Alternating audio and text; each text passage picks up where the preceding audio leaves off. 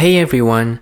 Are you looking for the ultimate AI memory tool? Today we're going to deep dive into Google's NotebookLM against Microsoft's Recall.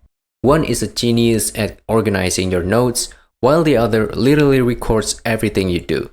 So let's see which one actually makes you more productive. Let's get into it.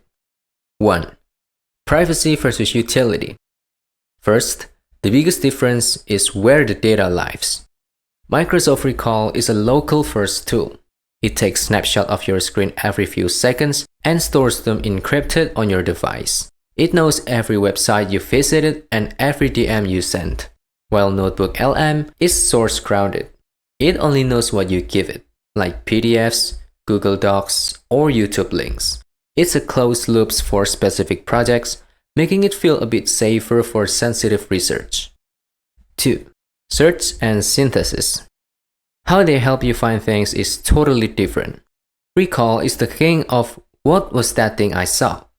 You can search for blue dress I saw on Tuesday or that chart from a Zoom call, and it will find the exact moment on your screen. And for NotebookLM, it doesn't just find facts, but it connects them. It can take 50 different documents and generate a podcast-style audio summary or a study guide. 3. Hardware requirements. Here is the catch for each. Recall requires a Copilot Plus PC with a powerful NPU or neural processing unit, so you should have the latest hardware.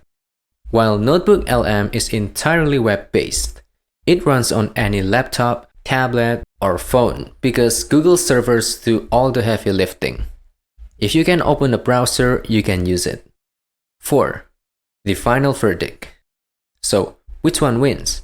Well, you can use Recall if you're a multitasker who constantly loses track of files, tabs, and conversations across different apps. It's your digital safety net.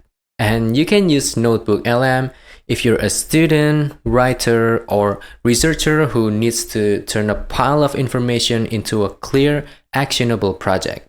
And that's pretty much it. Recall remembers your past, but NotebookLM builds your future. I hope this helped you out, and I'll see you in the next one. And